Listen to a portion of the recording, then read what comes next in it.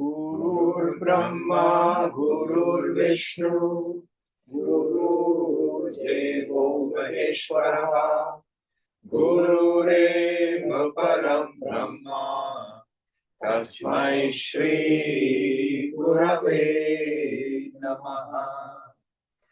चिन्मयं व्याप्य सर्वं त्रैलोक्यं सचराचरं तत्पदं दर्शितं येन तस्मै श्री गुरवे नमः। त्वमेव माता च पिता त्वमेव त्वमेव बन्धुश्च सखा त्वमेव त्वमेव वेद्याद्रविणं त्वमेव त्वमेव सर्वं मम देव देव त्वमेव सर्वं मम देव देव। जय गुरु। यतः सर्वाणि भूतानि प्रतिभान्ति स्थितानि च यत्रैवोपशमं यान्ति तस्मै सत्यात्मने नमः। So what chapter are we on? Chapter 5. Chapter 5, the story of Suchi. Can you help us out, please? Panchamaha Sargaha Suchyopakhyanam. Chapter 5, the story of Suchi. Section 1, Suchi Tapaha, the austerity of Suchi.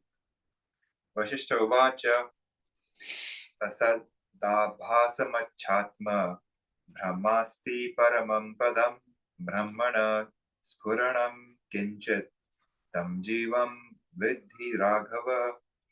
Vasishtha said, there is the supreme state called Brahman, which is of the nature of a pure crystal having the semblance of the non-existent visible universe. Raghava, Rama, know that to be the jiva or the individual soul, which is the shining or manifestation of Brahman a little. So I think this is an appropriate time. Sound, can I ask you to get the crystal ball out of the curio cabinet? I think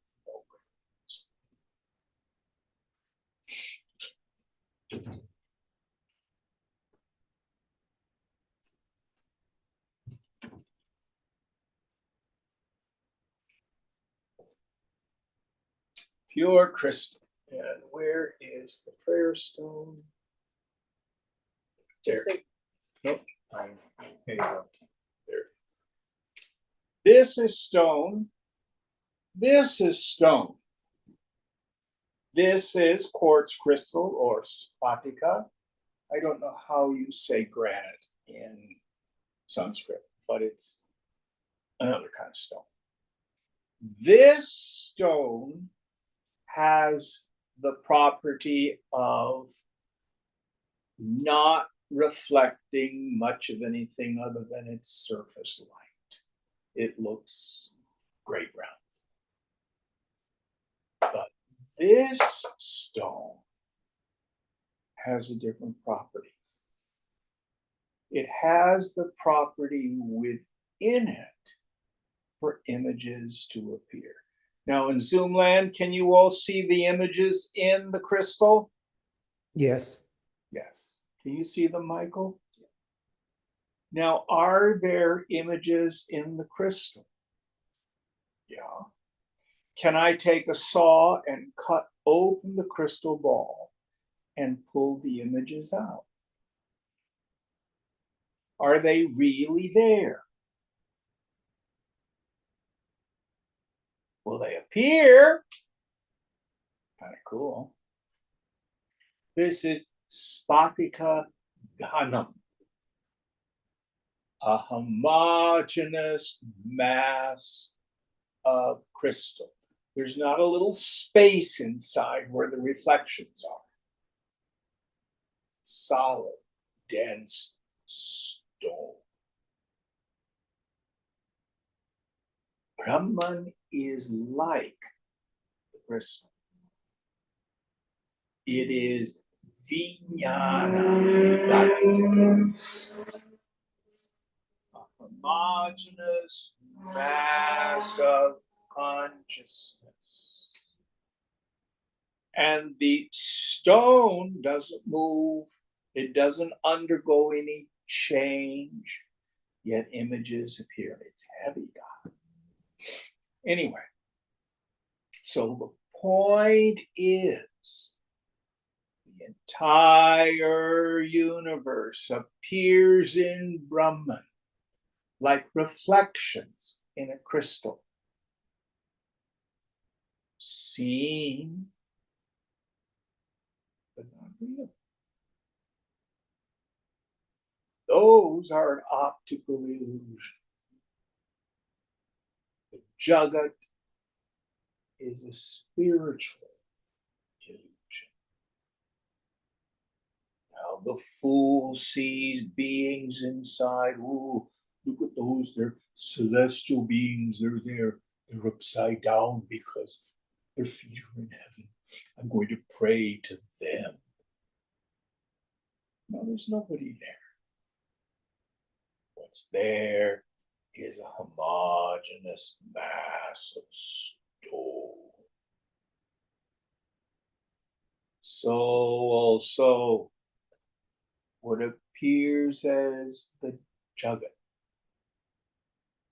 is a homogeneous mass of consciousness. And all this appears in it. Now, does the crystal undergo any change depending on what images are reflected in it? No. So also Brahman undergoes no change.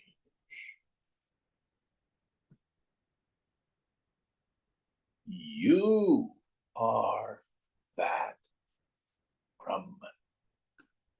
Tat Tvam Asi. You never undergo change. All that changes is Namarupa, name and form. But the Baba, the being that you are, is Kutastha, still and immovable.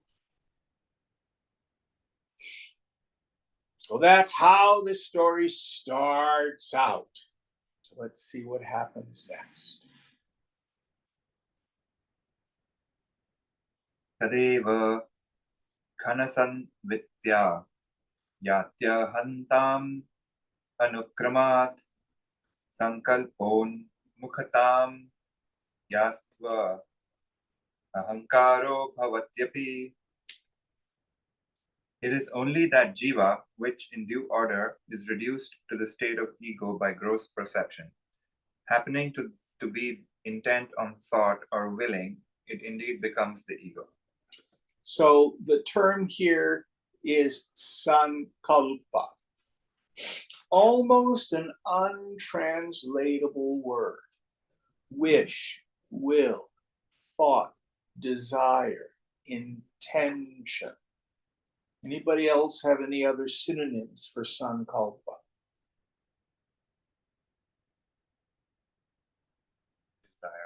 Desire, yeah. The law of sankalpa is this: any sankalpa that is consistently maintained, that is not contradicted or conflicted, tends towards grossification. What's the difference between the world of I ideas and imaginations and the phenomenal world. Only the grossification. Who here remembers what the Panchakarana is? We get this in Viveka Chudamani. Have you studied this, Michael? Germany, yeah. No, Panchakarana. Yeah, like where it corrosifies into Fivefold division and subsequent recombination of the tanmatras of the five subtle elements, earth, air, fire, water, and ether, which are really earth, smellability, air, touchability, fire, seeability, water, tasteability, space, hearability. So from the very subtlest, like in the dream state, they're a little more rosified. They split and recombine, even more so in the phenomenal world. So the table has a shape, fire. If I knock my knuckles on it, I can hear it. If I polish the table with lemon oil, I can smell it. If I spill salsa on it, I can lick it. Tasteability, etc. Some combination of the elements of perception, from the subtle to the gross. That's the only difference. How has this world come about? Sankalpena, by means of imagination, by means of sankalpa. You and I create or manifest various things in our lives because of our intention. Wendy, when did you open Rivoli? 1994. And did you have an idea of a particular kind of restaurant before that? A little bit, yeah. And then what did you do? Made it happen, you know. Yeah. Looked for a space. And have you known other people who want to open a restaurant and they get discouraged and drop it? Yeah. So what's the difference? A sankalpa that's consistently maintained. It's not contradicted or conflicted. I'm going to make it happen. There it is. There's a very clear example of sankalpa. Michael, you've gone traipsing off to India. Mhm. You know, you were able to put aside the money and all the wherewithal to do it. How did you do that? Sankalpa.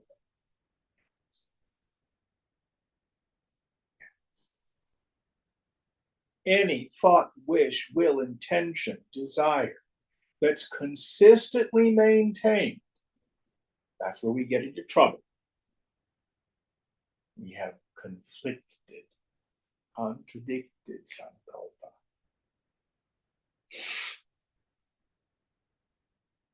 And if you really examine your heart, some of them are bizarre. Oh, I don't like being alone, but I'm really uncomfortable around people. Yeah. I really want a partner, but I want my freedom. You know what I mean? Mhm. Wacko, wacko, wacko. Conflicted and contradicted sankalpa. Now, a sankalpa is not about willing something that way. That is a psychic isometric.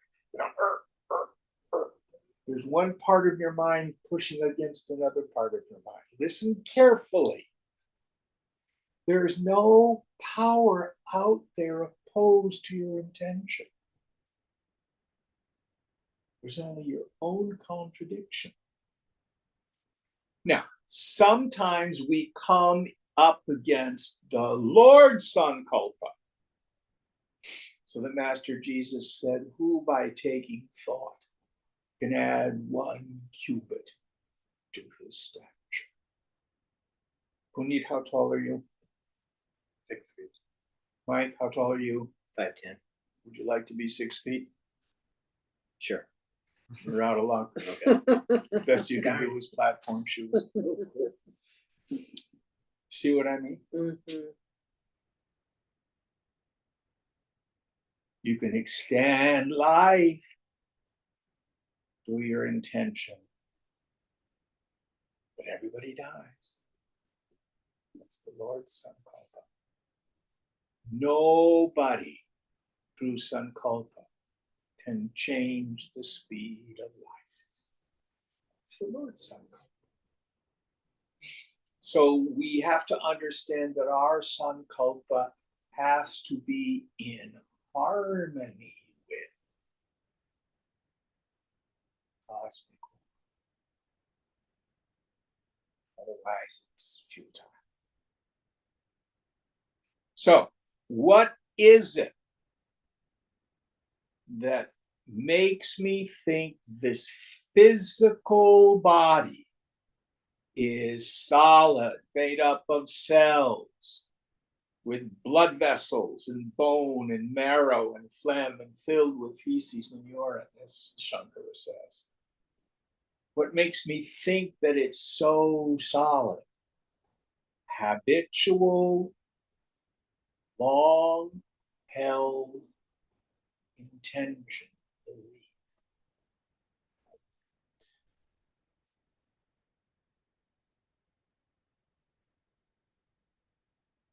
It is no more real than your dream body. It's just grosser, a slower vibration. That's all it is. And that's all the personal sense of self is. The ahankara. Aham, I. Kara comes from the root kri, to make or to do. There are kinds of thinking and believing and feeling that make this false, phony sense of I, that I'm a person, that I'm the body. But thought responds to thought. You can change your mind. Things that we believed before, our beliefs can change.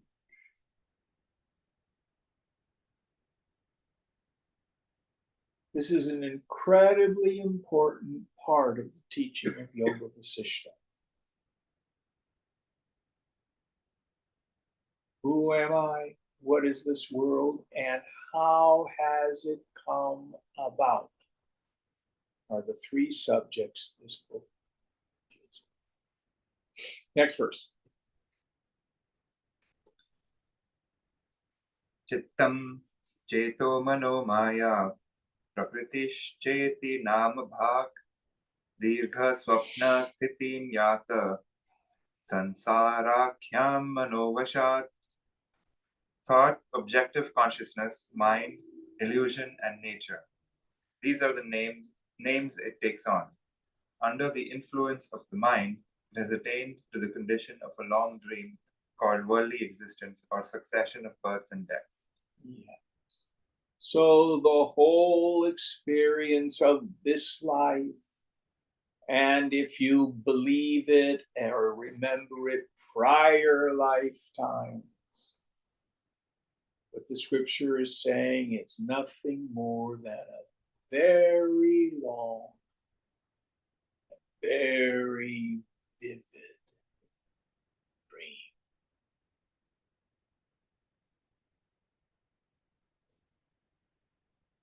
Now, if we go to the dream state, questions I like to ask. It feels like I'm inside the dream body, in the dream. and I peep out of the dream senses. It becomes a locus of perception. And I have a dream ego identified with it. I, Jim, am doing this, that, and the other thing in my dream. But the question is, are you in the dream, or is the dream in you?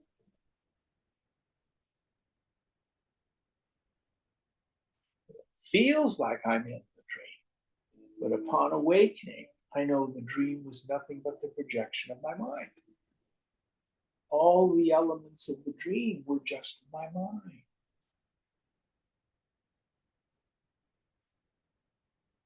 Reflections in the Spatika.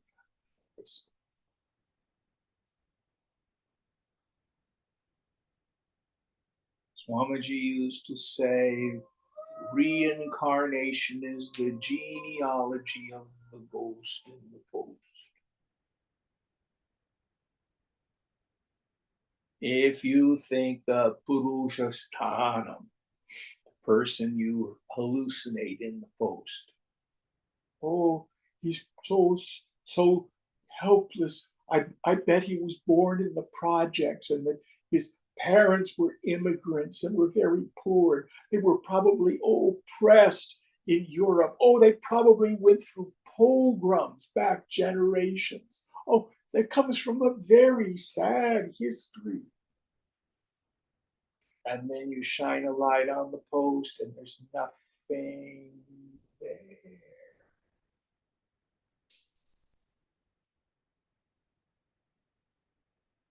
But do you and I run to the astrologer?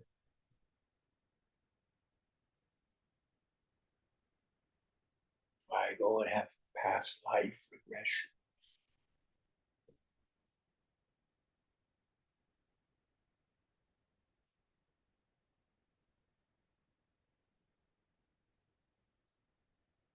Next verse.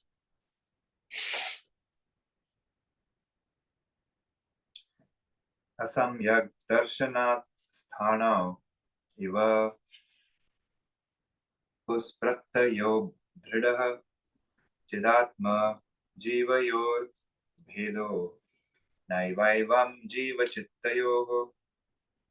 Just as there is the firm conviction that a pillar is a man due to the wrong understanding, so there is not at all any difference between the conscious self and the individual soul.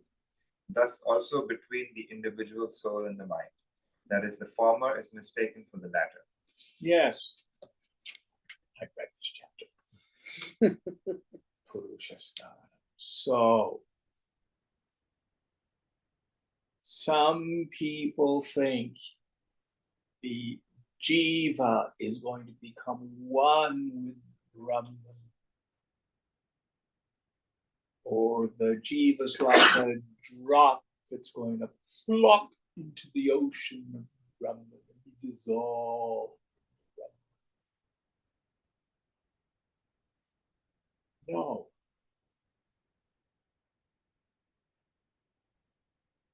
We've all done this exercise.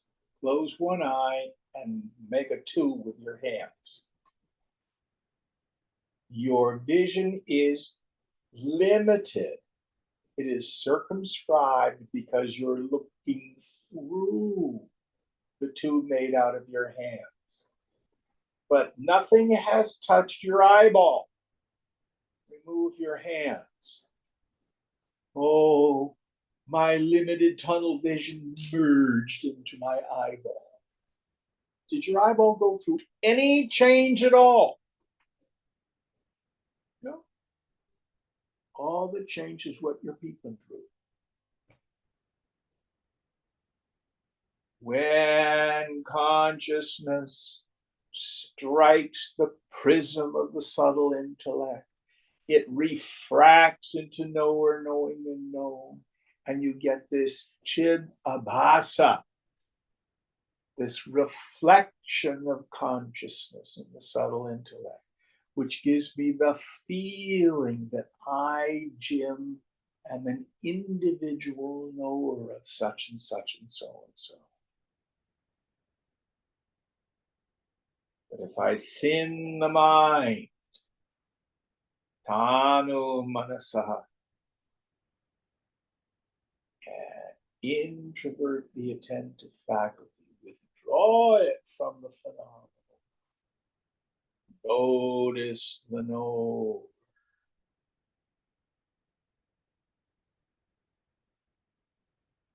And individuality falls. It disappears, just like the dreamer disappears. You've gone nowhere. The scriptures say the self is the very substratum of the ego. When I say I'm Jim, I was born in 1948. I'm a musician. I'm fat. I have a poor memory. Yada, yada, yada, yada. I'm doing awareness of physical attributes, feelings, thoughts, memories, opinions of other people, etc. Those are not qualities of the subject. Don't move with me.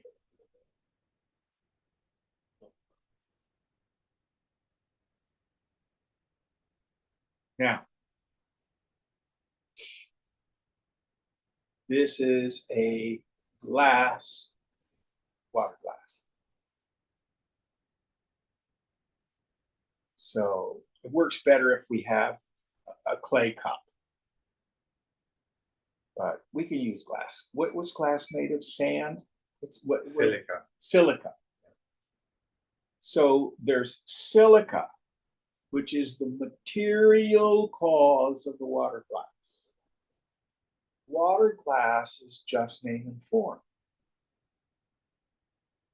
If I break the glass, its material cause, the silica, is still there. Now, can I look at the silica in the name and form of a glass and say, well, I'm going to lift up glass and remove it from the water glass? Can I do that? No. Why not? Because it is what it is. It's, Water glass is just an idea superimposed upon the silica.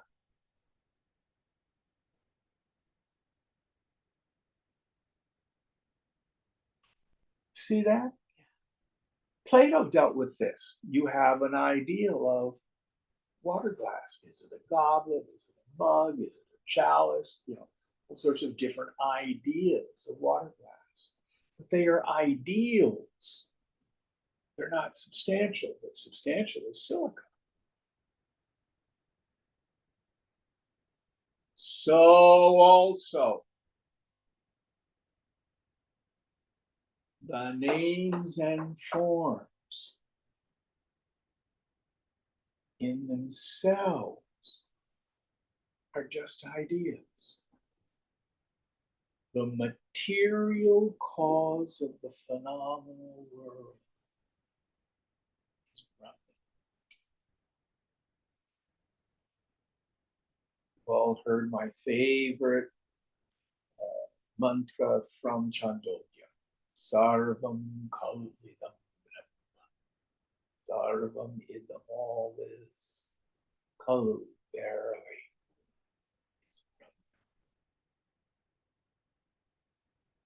But through this process of grossification, these illusory names and forms take on the appearance of reality. Let me give you a much clearer modern example. Who here communicates with friends through texts a lot? Have you ever received a text and then your mind says, oh dear, I think I might have offended them or something. For some reason, it seems curt or short. mm-hmm. You ever had that? Yes. And you get all upset, oh, what have I done? And blah, blah, blah, blah, blah, blah. And then, I'm too afraid to call. Finally, I've got to clear this up. You call them up and said,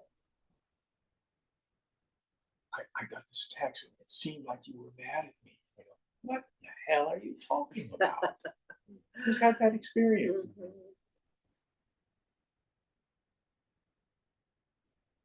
It was my mind that created the problem.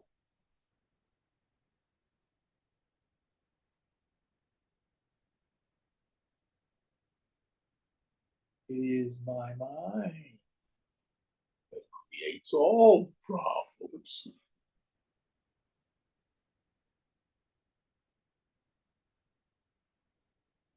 So it is the attentive faculty. It is the repeated chintya, thinking about stuff, that makes these imaginations seem grosser and denser.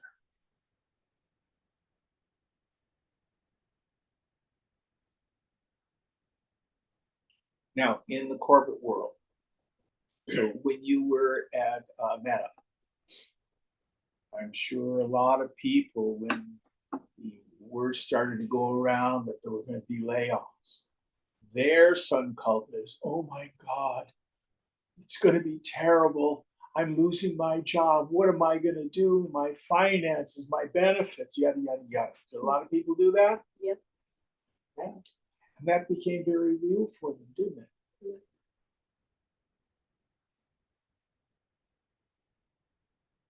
Have to be inside your sannyasi. You know that you live and move and have your being in God.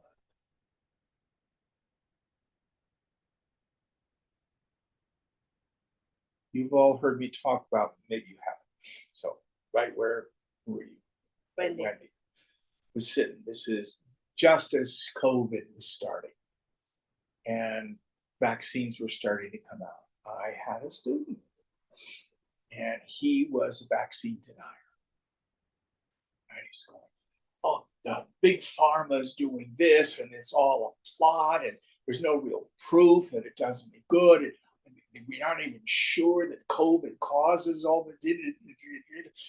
You got to really be suspicious. The man is out to get us and yada, yada, yada, yada. And I said, stop.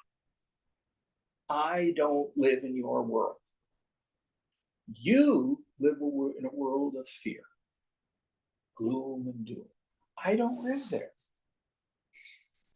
I live in a beneficent universe that conspires for my well-being if I let it. That's my world. I live and move and have my being in God. I live in a world that's all Brahman. Now you can come play in my world if you wish. And I'm not going to play in your world. It's great. Yeah, but this is reality. Oh.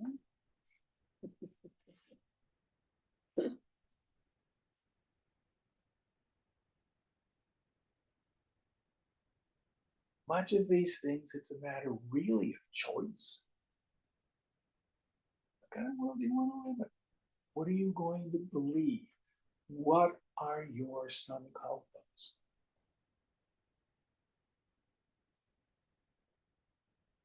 Now, I was talking with Amini. She brought little Abhiram. And as many new mothers deal with, she's had thoughts, do I want to have a second child? Do I go back to work? Do I be the stay-at-home mom? Should we get a nanny? Who's had friends who've had those kinds of conversations and things like that? Yeah.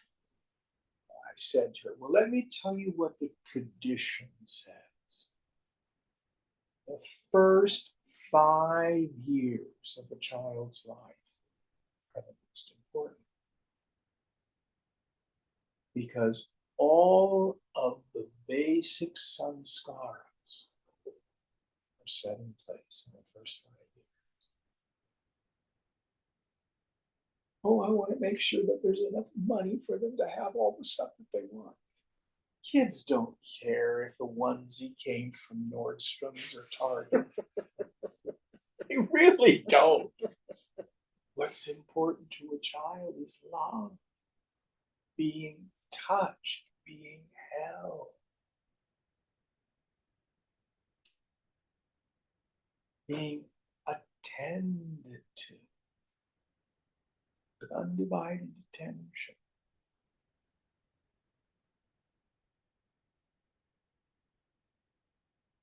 Incredibly important. Why? Because if you and I have issues of fear or paranoid self-observation, I'm not good enough, there's not enough, probably those were set in place in the first 5 years of life. Doesn't mean you can't work and at least blunt them, if not change them. Very. Now, this is not my opinion only. This is what Scripture says. Next verse.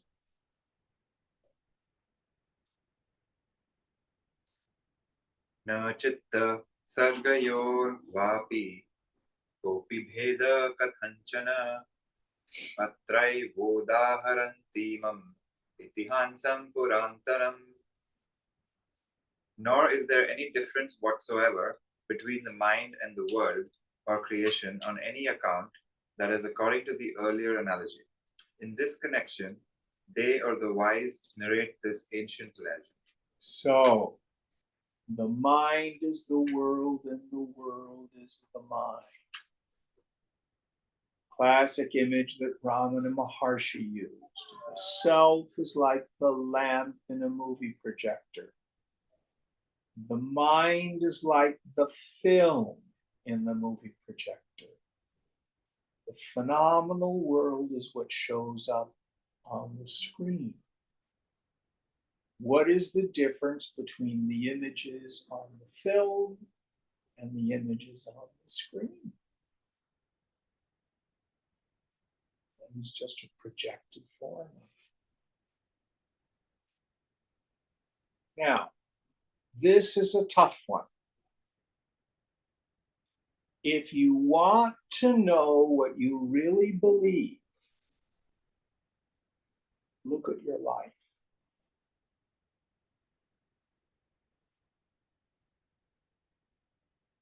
There's our surface opinions. Of course, that's where deeply rooted unconscious belief systems start. But if you want to know what you believe, take a look at your life. Oh, I believe I'm in God's hands, but I just have bad luck. Everything terrible always happens to me. Guess what your deeply rooted beliefs probably are? The scripture is incredibly direct. The world is a grossified form of the mind.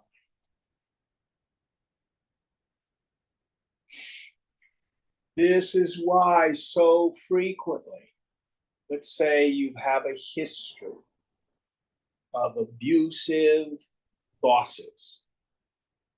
And every time you change a job, you keep getting an abusive boss again. Why?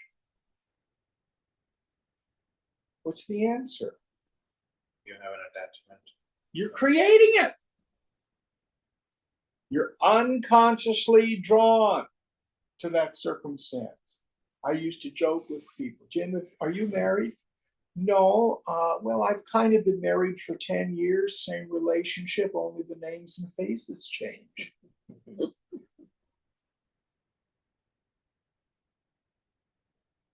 Over and over again, we find we recreate these circumstances. The fool thinks bad luck.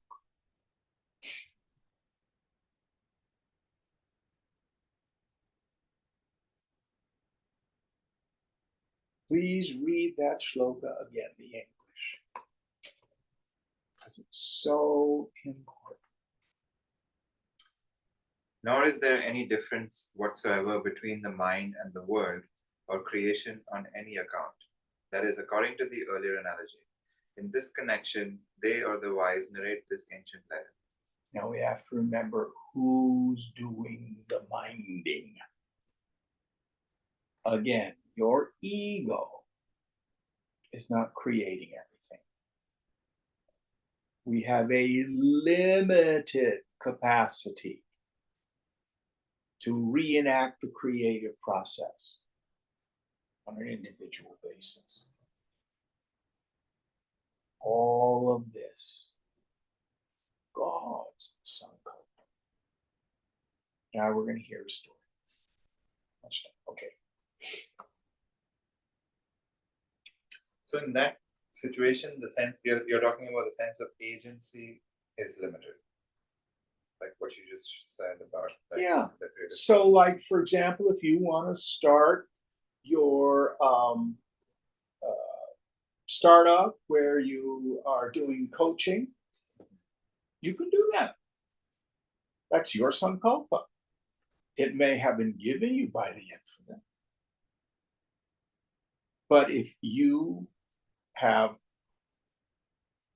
clear sankalpa that's unconflicted and uncontradicted, it's got a chance of happening. If you, I'll just go back to get a job. It won't happen. And if that contradiction or conflicting is in the unconscious, right? I mean, there can be that going on as well. Absolutely. That we're not And this is aware the of. value of meditation. It can also be the value of psychotherapy. Anything that helps to make the unconscious conscious. So in the case of manifesting an annoying boss or like some sort of in that case, there is some underlying, nobody consciously wants to manifest a bad boss, but there's maybe some sort of issue where you're maybe not dealing with like a psychological thing. Well, that's it could be creating that. something as simple as your boss recreates your father. And so this is your deeply rooted conviction about authority figures. Right. So you have an issue with authority figures and you haven't resolved that. So the universe keeps presenting authority figures for you to resolve it. Well, and it's not just the universe that keeps presenting it. You keep creating it. But why would I create it if I don't like it? Like, like that's the. Because we can be attached to our misery. I actually read something about this recently, and this as an example, maybe some people want to be able to blame someone else and not take responsibility. So the bad boss is a way to enable that. So although it's unhealthy and painful, there's actually some value hidden deeper in it, in that example. It's like the victim mentality. Yeah. And a lot of us don't realize that self-pity is a klesha. You may say, oh, I got anger issues, Oh, yeah. Oh, no, I'm really dealing with lust, But nobody wants to say, oh, I just spend a lot of time feeling sorry for myself. It's not very sexy. So the environment is familiar. So I guess it comes down to like, even though it's not a good place for you, you just do it because it's a familiar place. The mind prefers the familiar. Right. It will frequently prefer the familiar to the good. So, again, how active I am in the recovery community. The statistics show that if you have an alcoholic parent, you have a 50% chance of becoming one, or listen, marrying. Why in God's name would you marry an alcoholic? Well, they're probably not that bad when you first meet them. They're just a lot of fun. then in 10, 15 years, oh my God, he's just like my father. So then it might make sense to do some, I guess, cleaning of your unconscious, because then you're not manifesting a world which is constantly. And you know, yes, that's a big part of what some of the early stage of yoga is about. So when we went through our Yoga Sutras, Mhm. I just totally lit up when we got to that first sutra of the second chapter. Tapa Swadhyayeshwara Pranidhana Kriya Yoga. And for Patanjali, you and I talked about this. Swadhyaya doesn't mean our own personal study of scripture. It means a psychological inventory. It means becoming aware of what those kleshas are. And there are lots and lots of different ways. So I think you were telling me the other day that you've been getting rolfed. Yeah. And when the body work, I love somatic work because the body doesn't lie. Right. So when you're getting rolfed, do unresolved emotional things come to the surface. Yeah. Now you were talking about having done a lot of somatic work. What have you been doing? It's like somatic inquiry, like going into the emotional body and filling everything out. Yeah, the body tells the truth about your mental states, essentially. Yes. I used to just laugh at myself. I'd be getting ready to do a performance, and I would be convinced, no, I don't have any performance anxiety. I'm not nervous, except I have diarrhea all of a sudden. Oh, wow. And then I go sit on the toilet and laugh. The body doesn't lie.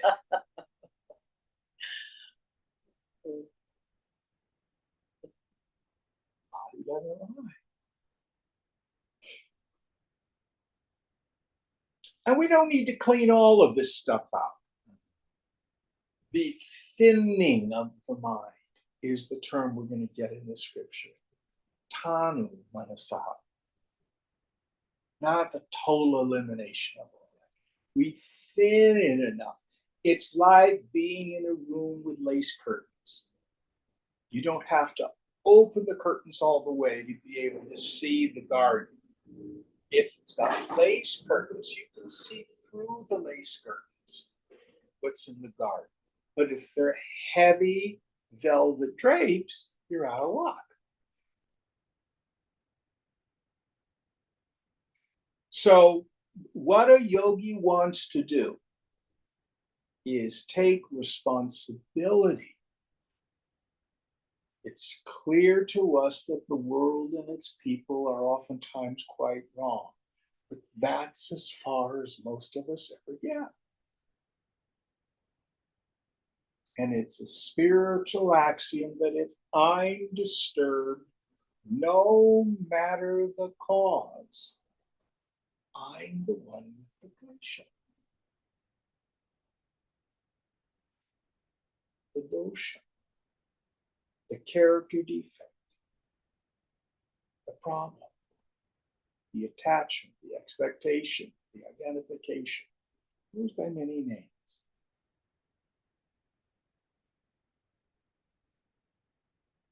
Incredibly important. Incredibly important. So in the workplace, who of you ever had this experience? There'll be a boss and one person just can't stand them. And another person says, what are you so worked up about? He's a little weird, but no big deal. Who's had that experience?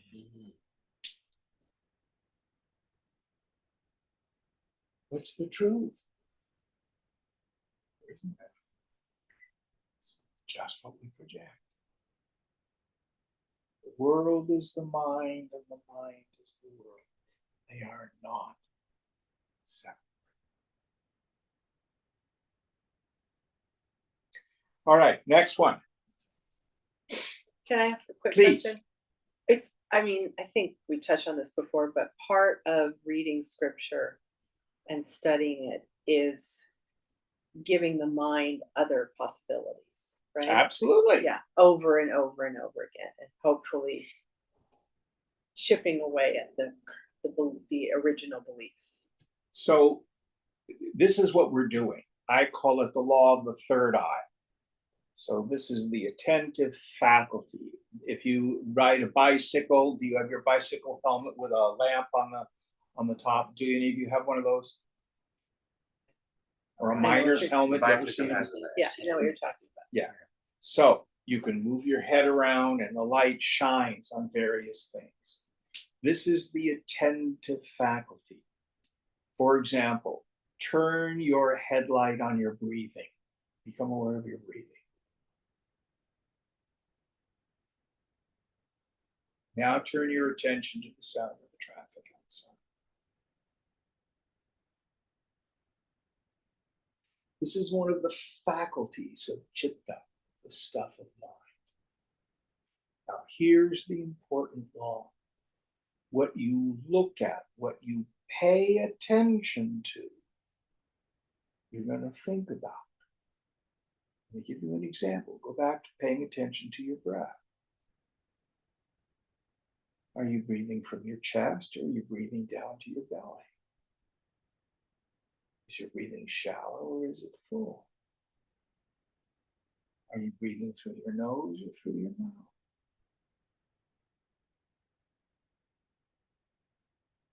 Do you see what I'm saying? Whatever you look at, you're going to think about. What you look at repeatedly, you will think about repeatedly.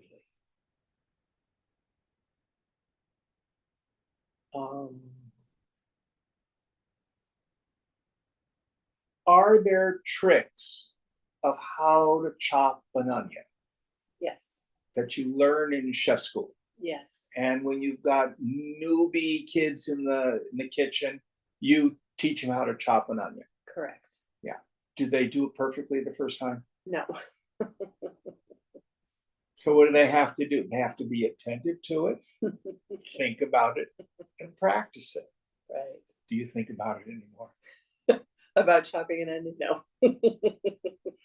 Whatever you look at, you're going to think about. Whatever you look at repeatedly, you will think about repeatedly. Listen carefully. Repeated thought becomes habituated thought. If you have a parent who tells you you're the best, isn't that what your mama used to do? What does a kid do? They own the pronoun. I'm the best. I'm the best. But if anesthetically, watch out, you're not living up to your potential. And the child starts to own that. What you look at, you're going to think about. What you look at repeatedly, you will think about repeatedly. Repeated thought becomes habit, habituated thinking. Habituated thinking then sinks into the unconscious and becomes the law of my life. That's how it got in there. Well, it's just my nature to get angry when people criticize me. No, it's a habit.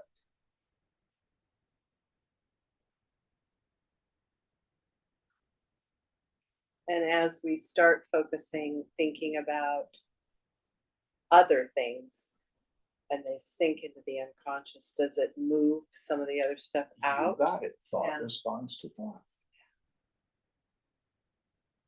That's the tapas that sutra talks about. And when we have a deep spiritual experience, the unconscious is shattered and transformed. When you have a samadhi, when your mind is stopped and you see there's no person there, that's a total restructuring of the psyche. And it happens instantaneously.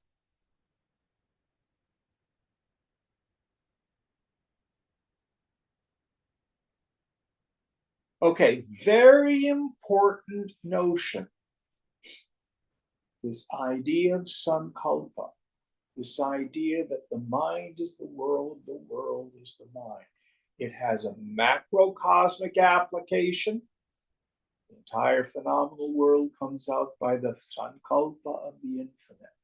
What does the word Ishvara mean? How do we usually translate? The Lord. The Lord. What's the root? Ish. Just to wish. To wish or to will or to intend. That's the Lord. Okay. Going on. Did you get your question answered? Absolutely, beautifully, thank you.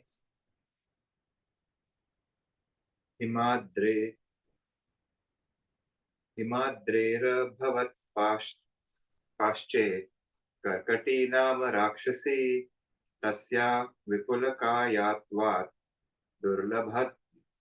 दुर्लभत्वात् निजान्धसः न कदाचन सा तृप्तिम् उपयाता महोदरी. There was a demoness by name Karkati in the vicinity of the Himalaya mountain. Because of her large body and the scarcity of her food, the big-bellied one never attained satisfaction even once. So, she's a Rakshasi. Her food is she eats people. That's what this tribe of demons does. Well, it's not a lot of population density high up in the Himalayas. So she goes roaming about and she's hungry all the time. So it's a metaphor for those of us with a God-shaped hole in our hearts who are always trying to fill it with more. We're a moron. That's a good one. What are you addicted to? More. Anything too much of a good thing is marvelous. Anything worth doing is worth overdoing. Hedonist. So as much as she ate people, she was always hungry. Now, what's in a metaphor for? So many things. I love what you've heard me say this 1,000 times. Swamiji would say, if sex were satisfying, we'd only do it once. Or you get the more you want. Who's ever made enough money? You have a lovely apartment, and you start looking at houses. You have a lovely house, and you start looking at bigger houses. How many pairs of shoes do you have in your closet?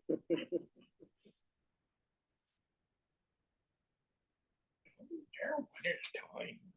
One for each occasion. One occasion. That's the other occasion. But you know what I mean. These sweaters, how many necklaces, how many earrings.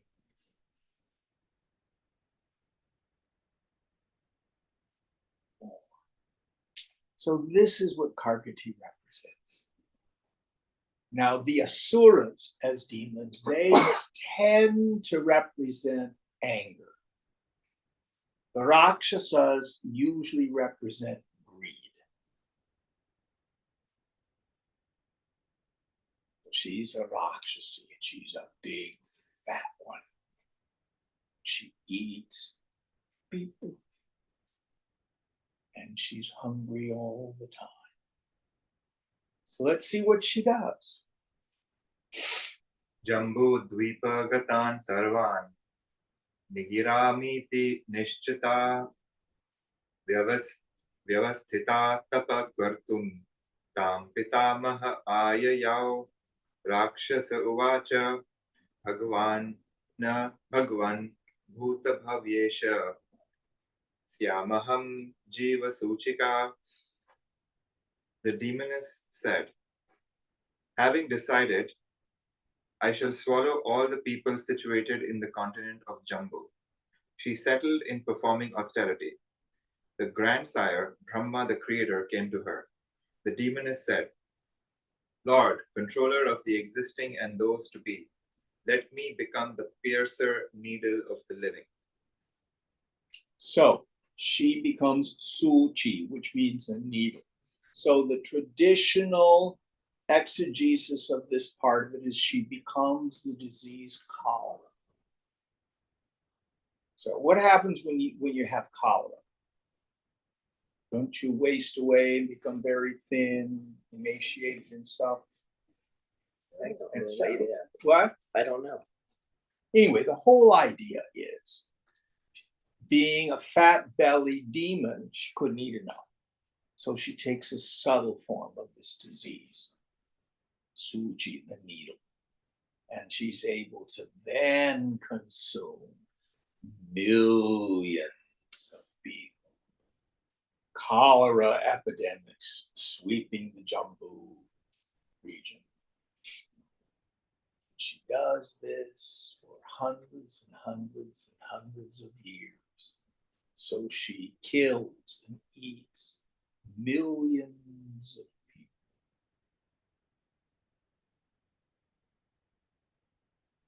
Still not enough.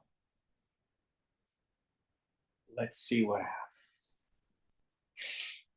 Pitamaha uvacha, evamastu tatha hi tvam bhavishyasi vishuchika durbojana duram durarambha murkha dukhi tayaschaye durdesha vasino dushta tesham vyadhi bhavishyasi. Brahma, the grandsire, said, so be it. You will likewise become the disease Vishuchika. You will become the ailment of those who eat bad food, engage in evil deeds, are stupid, have a bad living, dwell in a bad place, and are wicked or corrupt. Note, Vishuchika is a disease which in modern medical parlance is known as cholera. Yeah. And so again, the idea was your papam, your poor behavior, was a component for disease. Westerners had this idea too. So she becomes cholera. Going on.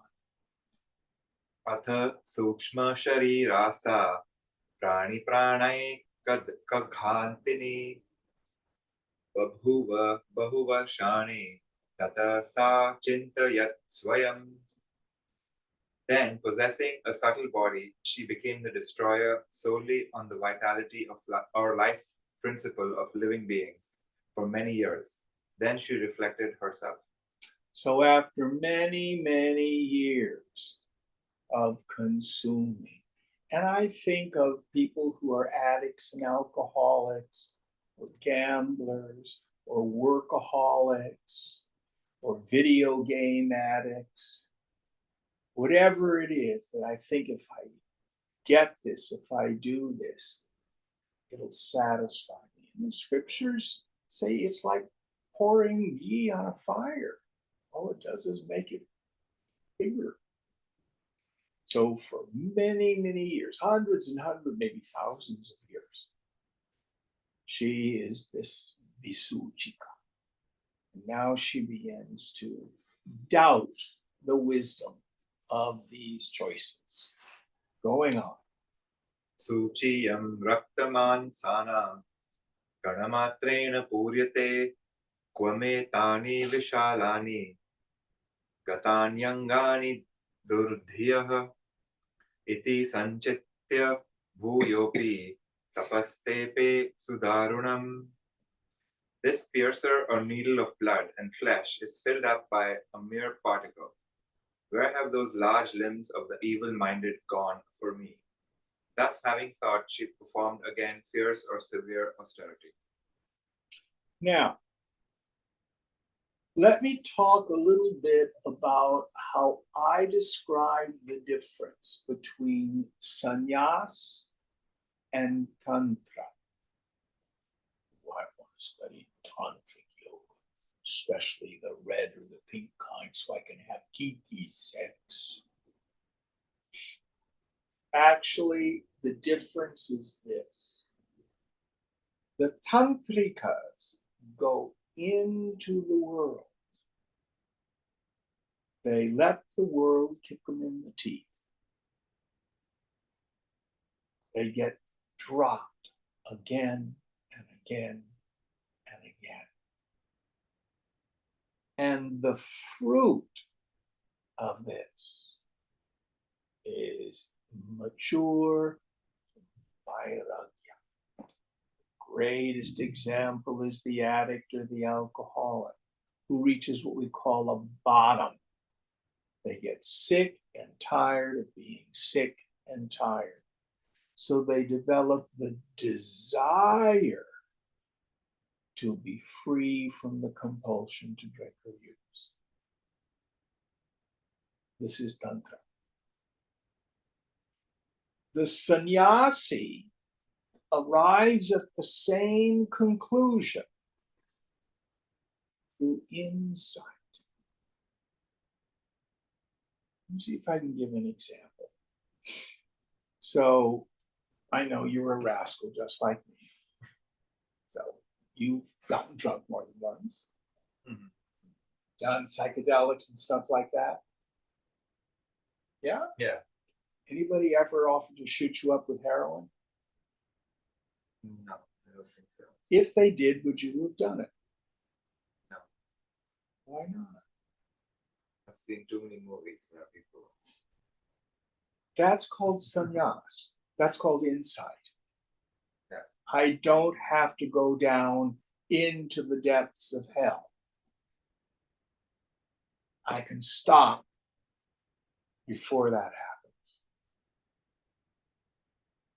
So the intelligent sannyasi looks at the world and sees the funny farm that other people have, see the misery because of the way they live, and they think, I don't want to go there. You know, there's no point to it. So Shankara, before he talks about the qualifications of a fit student, he says the adhikari needs to have a knowledge of the world outside and an understanding of the world inside, meaning you've been in the world enough that you can see its vanity. And it no longer has the power to fool us anymore. Both paths lead to the same place.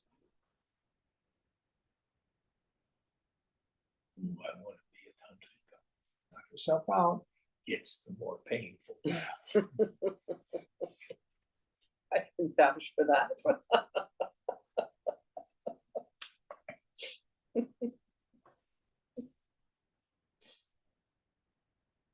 So, Suchika has seen there's never enough people to eat.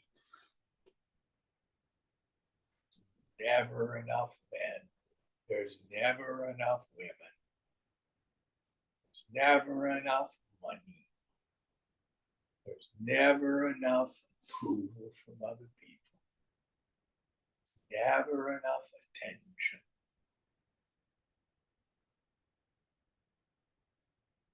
So she starts to do tapas.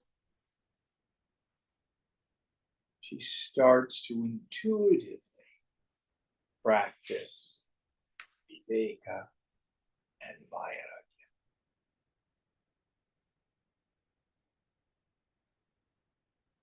We'll hear about what happens next week. Same bad time, same bad channel. Om Purnamada Purnamidam Purnat Purnamudachyate Purnasya Purnamadaya Purnameva Vasishyate. Om Shanti Shanti Shanti Hari Om. Shri Gurubhyo Namaha. Hare